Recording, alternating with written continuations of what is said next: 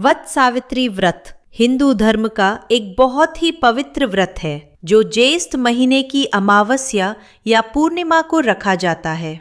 इस दिन महिलाएं वट वृक्ष की पूजा करती हैं और अपने पति की सुख, समृद्धि और लंबी आयु की प्रार्थना करती हैं। वट वृक्ष को अमरता और अखंड सौभाग्य का प्रतीक माना गया है। बहुत समय पहले मद्रा देश में एक बड़े ही धार्मिक और न्यायप्रिय राजा रहते थे जिनका नाम था राजा अश्वपति।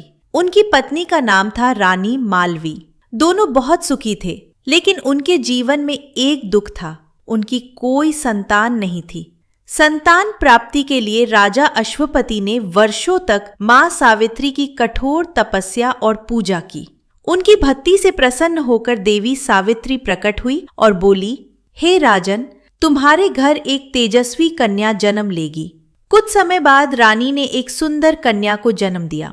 देवी के आशीर्वाद से जन्मी होने के कारण उसका नाम रखा गया सावित्री। सावित्री बचपन से ही बहुत बुद्धिमान, पवित्र और तेजस्विनी थी।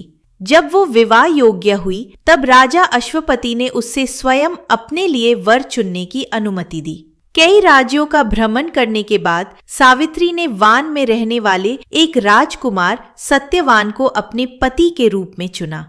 सत्यवान एक सत्यवादी, विनम्र और बहादुर युवा था, लेकिन उसके पिता अपना राज्य खो चुके थे और वान में सादगी से जीवन बिता रहे थे।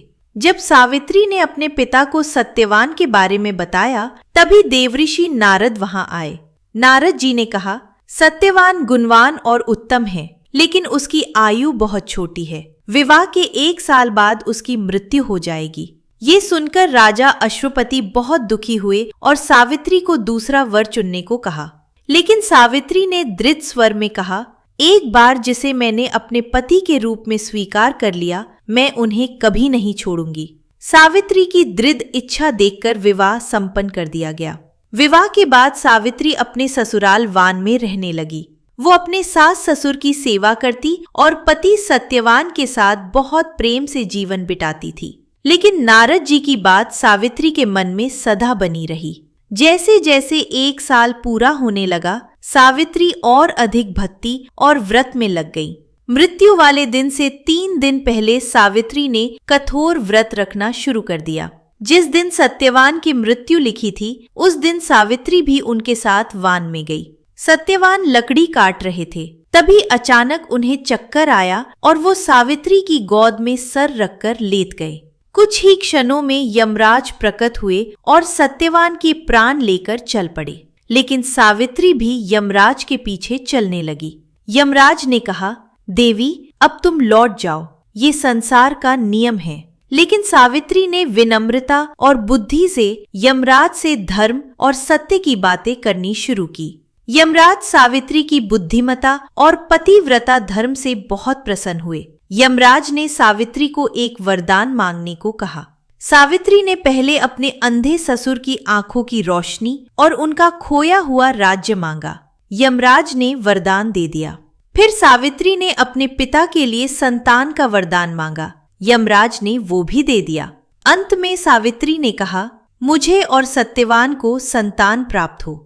यमराज तुरंत समझ गए कि बिना सत्यवान को जीवित किए ये वरदान पूरा नहीं हो सकता। सावित्री की बुद्धि, भक्ति और पतिव्रता शक्ति के सामने यमराज को झुकना पड़ा। उन्होंने सत्यवान को पुनः जीवन दान दे दिया। तभी से विवाहित महिलाएं अपने पति की लंबी आयु और अखंड सौभाग्य के लिए वट सावित्री व्रत रखती हैं। वट सावित्री व्रत सिर्फ एक परंपरा नहीं, ये प्रेम, विश्वास, समर्पण और पतिव्रता शक्ति का प्रतीक है। वट सावित्री व्रत की हार्दिक शुभकामनाएं।